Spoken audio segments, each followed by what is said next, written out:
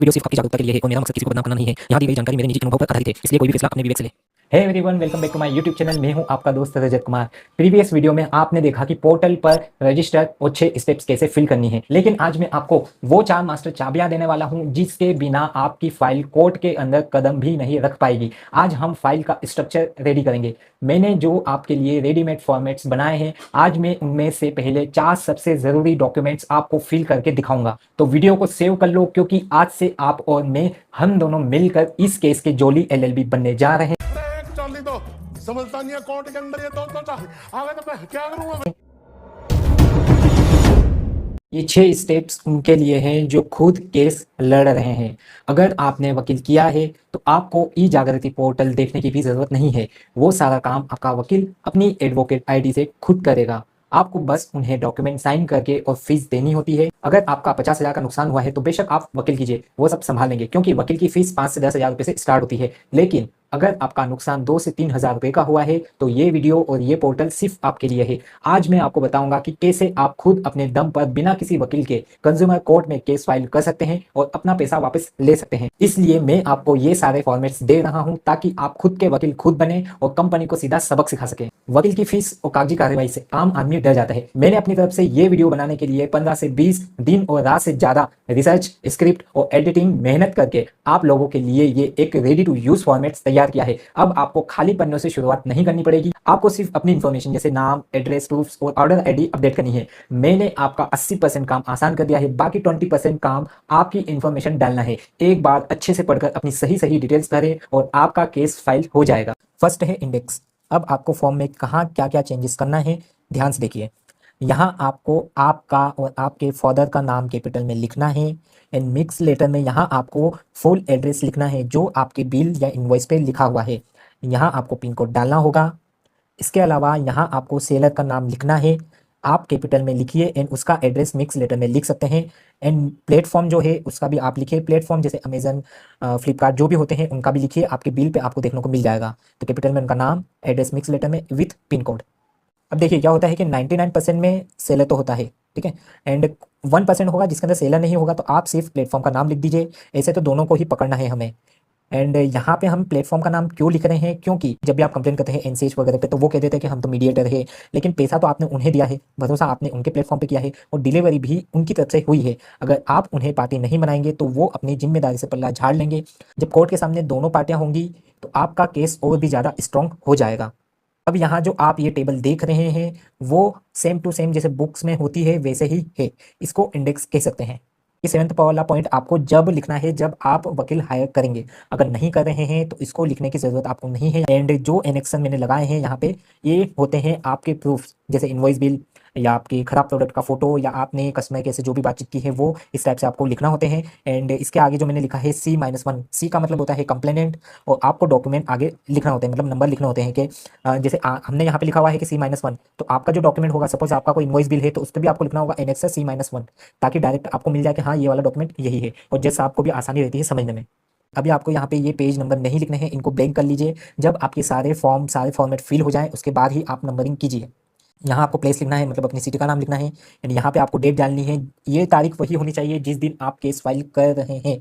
And यहाँ पे आपको अपनी सिग्नेचर करनी है। अब सिग्नेचर किस टाइप से करेंगे, एक डिजिटल सिग्नेचर बना सकते हैं। अगर वो नहीं बनाना चाहे तो आप अपने पिक्सल लैब पे सिर्फ अपनी सिग्नेचर इस टाइप से कीजिए। फिर से जाता हूँ ड्रॉ के ऑप्शन पे, यहाँ ब्लैक रखा मैंने, रखी ये सिग्नेचर और ये करके ये कर दी। तो इस टाइप से आप सिग्नेचर बना के इसको सेव कर लेंगे। यहाँ पे जाके सेव करना है सेव एज इमेज पे। एंड यहाँ पे कस्टम की जगह आपको रखना है अल्ट्रा, और यहाँ पे PNG ही रहने दे, तभी जाके आपकी सिग्नेचर उसके ऊपर लग पाएगी। ठीक है, ये हो गया, ये फॉर्म कंप्लीट हो गया हमारा। Second, add application condonation of delay. इसका ऑप्शन सबसे लास्ट पोर्टल पे होगा, पर अगर इसको लगाना है तो इंडेक्स में इसको सेकेंड नंबर पर लिखे, क्योंकि जज साहब आपकी फाइल खोलते हैं तो कानूनन उन्हें सबसे पहले यह देखना होता है कि क्या आपका केस समय सीमा के अंदर है। इसलिए इस कंडोनेशन ऑफ डिले को इंडेक्स के तुरंत बाद रखना उस चाबी की तरह है जो आपके केस का कानूनी दरवाजा खोलती है, ताकि जज साहब देरी को माफ करके सीधे आपकी मेन कंप्लेंट पढ़ना शुरू कर दे।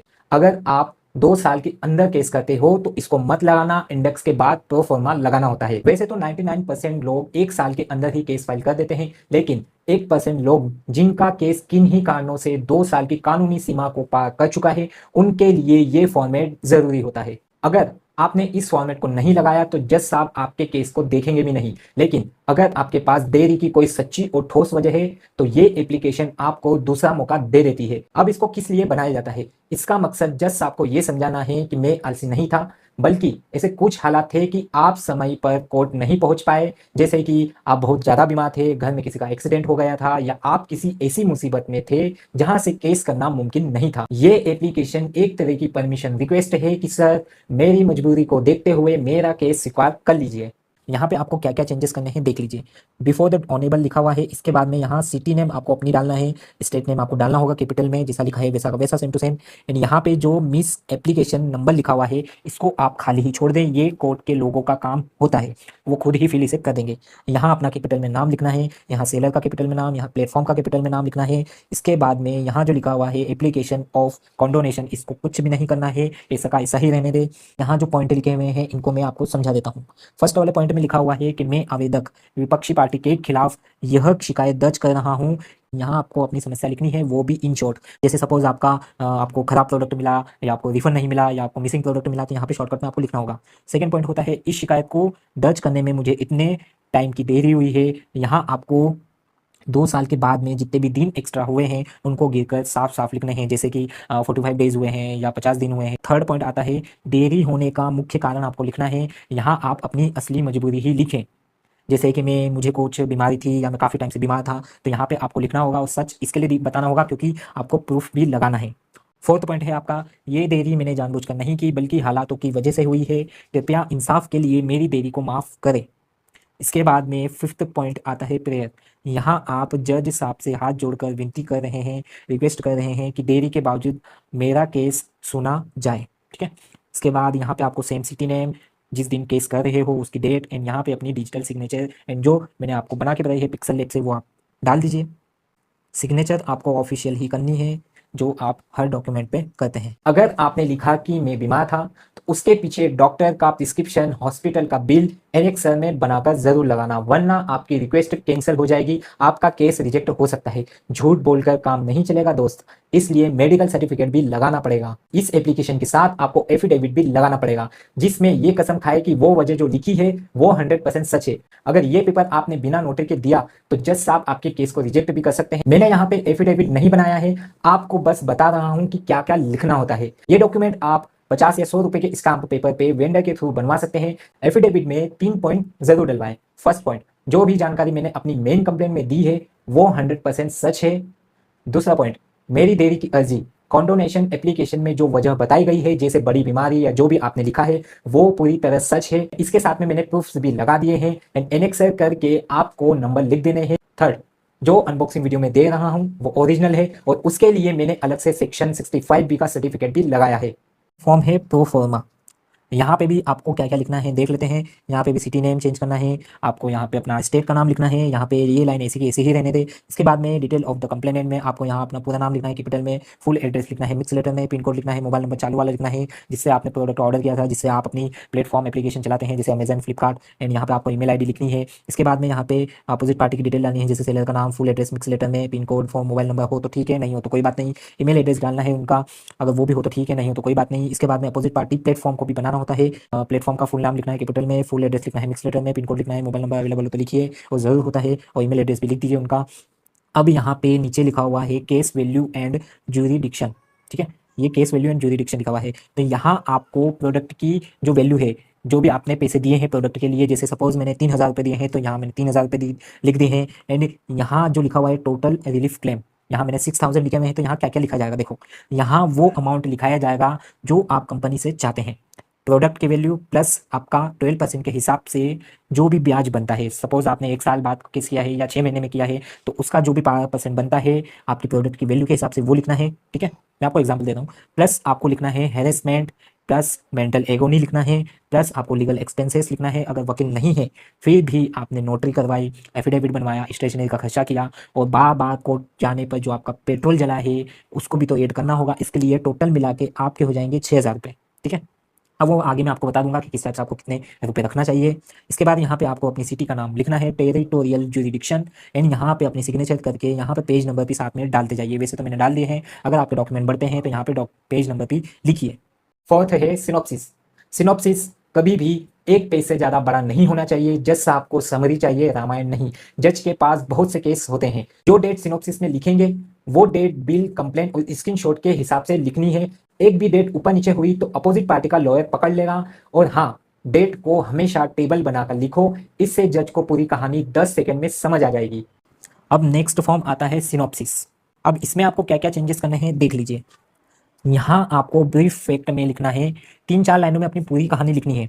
जैसे सामान कब मंगाया, क्या गलत निकला है, कंपनी ने रिफंड क्यों मना किया, किस तारीख को मना किया, सारी जानकारी आपको सिर्फ शॉर्टकट में लिखना है, जैसे मैंने आपको लिख के दिया है। अब इसके अंदर मैंने कैसे लिखा है कि the complainant order a boat airdrops worth 3000 from Amazon on इतनी तारीख को, अपॉन डिलीवरी इतनी तारीख को a wrong and defective product was found inside the parcel, despite providing unboxing video proof the opposite party rejected the refund request.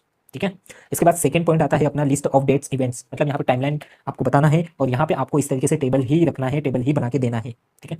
तो इसमें आपको बताना है, यहाँ डेट लिखिए, यहाँ इवेंट क्या हुआ था। तो 10 तारीख को मैंने प्रोडक्ट मंगाया था, तो ऑर्डर किया था इस तारीख को, और यहाँ पे ऑर्डर आईडी भी आपको मेंशन करनी है। इसके बाद में 12 तारीख को मुझे गलत सामान मिला, मैंने खोल के देखा पार्सल, तो उसमें गलत प्रोडक्ट या जो भी आपका मैटर हो वो आप लिख सकते हैं। एंड 14 तारीख को फिर मैंने पहली बार कस्टमर केयर को कंप्लेन की थी, तो वो भी आपको लिखना है तारीख। और ये 15 तारीख को मैंने फिर कंपनी को कहा था, तो उन्होंने 15 तारीख को मेरा जो रिफंड है उसको रिजेक्ट कर दिया था। तो इस टाइप से आपको सारी बातें लिखनी है आपके मैटर के अकॉर्डिंग।